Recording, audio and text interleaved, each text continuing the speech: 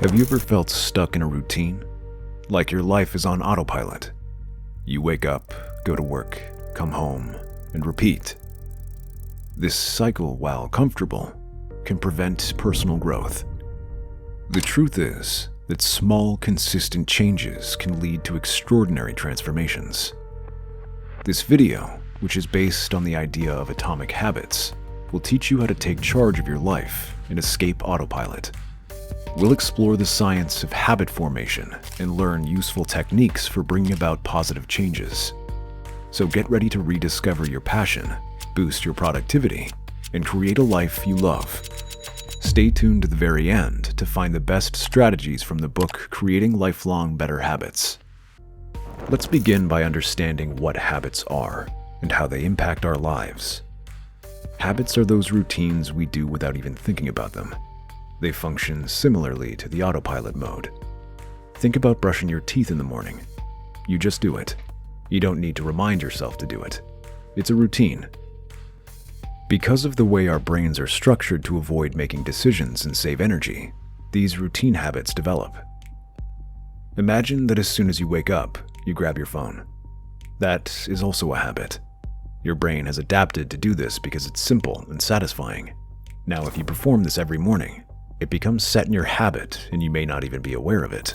Habits are powerful because they shape our daily lives, for better or worse. A study from Weber State University found that about 45% of our daily actions are habits. That's almost half our day spent on autopilot. This means that if we change our habits, we can change a significant portion of our lives. Now, the key question is, how do we change habits and life for the better? For this, James Clear's Atomic Habits is a game changer. It's the perfect reference for understanding how to shift from living on autopilot. Let's have a look at how, starting with knowing 3 major concepts we get to learn from Atomic Habits.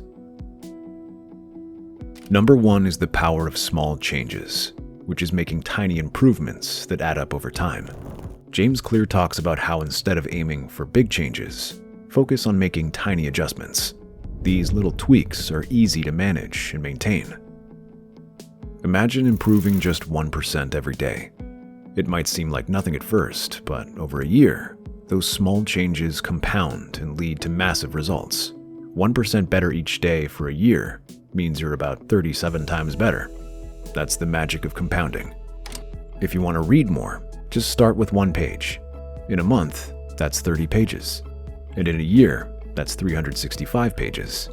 That's several books read just from one small daily habit. People often give up on big goals because they seem too far away. But focusing on small, consistent efforts leads to big results. Second is the habit loop, which consists of 4 parts: cue, craving, response, and reward. The cue is the trigger that starts the habit loop. It can be something external, like an alarm clock ringing in the morning, or something internal, like feeling stressed. For example, seeing a bowl of candy on the counter might trigger the cue to eat a piece. After the cue, there's a craving. It's the feeling that drives the desire to act. If the cue is seeing that candy, the craving might be a desire for a quick burst of sweetness. Then comes a response, which is the actual action taken to satisfy the craving. In our candy example, the response is eating a piece of candy. It's the action you take to fulfill your craving. Finally, the reward is the benefit you gain from your action. After eating the candy, you get a sugary rush. This reward enforces the habit loop, making it more likely that you'll repeat the behavior when you encounter the same cue. Through habit loop, you can better understand why they do what they do, and how to adjust their habits effectively. The third and last idea when it comes to changing habits, instead of just aiming for a goal, aim for the kind of person you want to become. This is what James Clear calls identity-based habits. The concept is simple. Your behavior will begin to reflect your identity, such as fit person or avid reader, if that's how you consider yourself. For example, saying, "I am a healthy person," instead of "I want to lose 10 pounds. Healthy individuals choose better options, such as salads instead of fries. This mental change allows you to live your goal rather than just chase it, which naturally leads to better choices. By adapting identity-based habits, you're not just changing what you do, but who you are. This approach makes new habits stick because they become a part of your identity.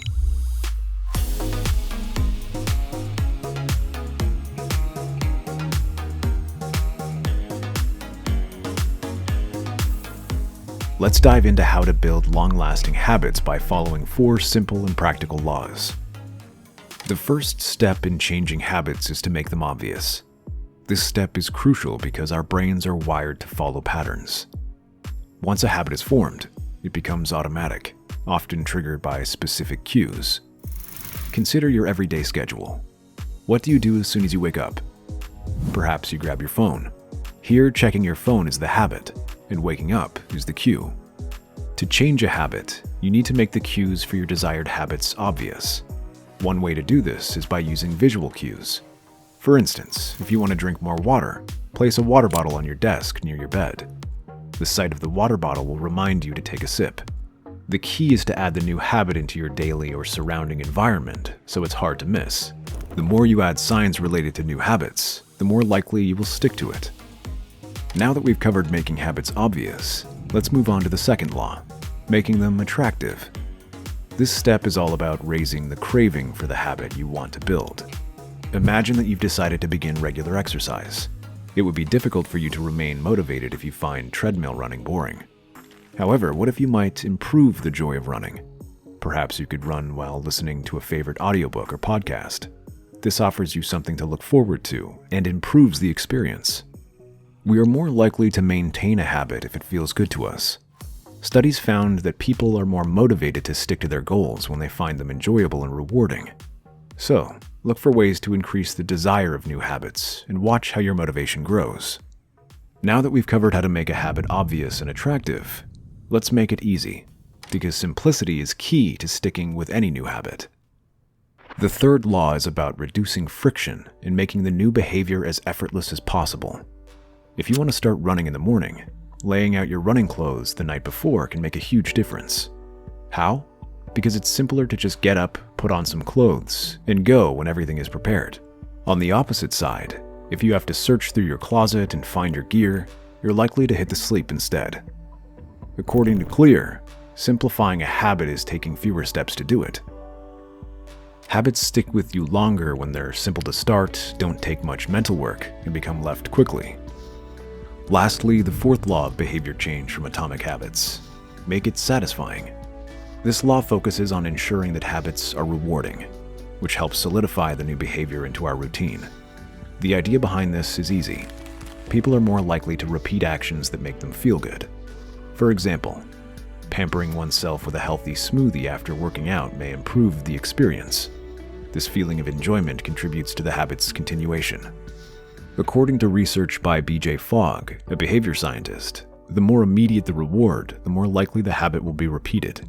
Your brain begins to associate a task with a favorable outcome if you receive positive feedback, or a little reward immediately after finishing it. As a result, you continue with the work because it feels nice. Alright, let's talk about breaking bad habits by using the same 4 laws we use to build good ones, but this time we flip them up. First, let's make the cue invisible. If you don't see the trigger for your bad habit, you're less likely to fall into it. Take smoking, for example. If you usually smoke and you keep your cigarettes in plain sight, you're more likely to reach for one. Hide them, or put them in a place where you have to go out of your way to get them. Out of sight, out of mind. Make the craving unattractive after that. This involves rewriting your mental model to view the habit differently. When you need junk food, remind yourself of the drawbacks, such as weight gain or even chronic health problems. Consider the drawbacks rather than the brief joy. Third, make the response difficult. Increase the effort required to perform the bad habit. If you want to stop checking your phone constantly, put it in another room or set up screen time limits. We can decrease the chances of performing a habit by adding stages to it. Lastly, make the reward unsatisfying. If you overeat, keep a food diary and write down everything you eat. It can be a real wake-up call to see the total calories or the sorts of food eaten, and it can also make the habit less enjoyable. Accountability has the power to change how fulfilling the reward is. Breaking bad habits isn't easy, but by making them invisible, unattractive, difficult, and unsatisfying, you're setting yourself up for success. So by now you must have gotten a clear idea of how to build or break habits. The next step is implementing strategies to effectively break them. Here are a few practical techniques to help you on this journey. First up is the habit scorecard. This is a simple way to become more aware of your daily routines. Start by writing down all your habits from the moment you wake up to the time you go to bed. Next to each habit, mark it as positive, negative, or neutral. This helps you see which habits are worth keeping and which ones need to go. Next is habit stacking. This strategy involves taking advantage of habits you already have. Take a bad habit, stack a new positive habit on top of an existing one. For example, if you want to stop checking your phone first thing in the morning, you can start the habit of drinking a glass of water or doing a quick stretch right after you wake up, such as saying, by linking new habits to existing ones, you create a smooth transition that helps the new habit stick. One effective approach is implementation of intention. This is about setting clear plans for when and where you'll take action to break a bad habit.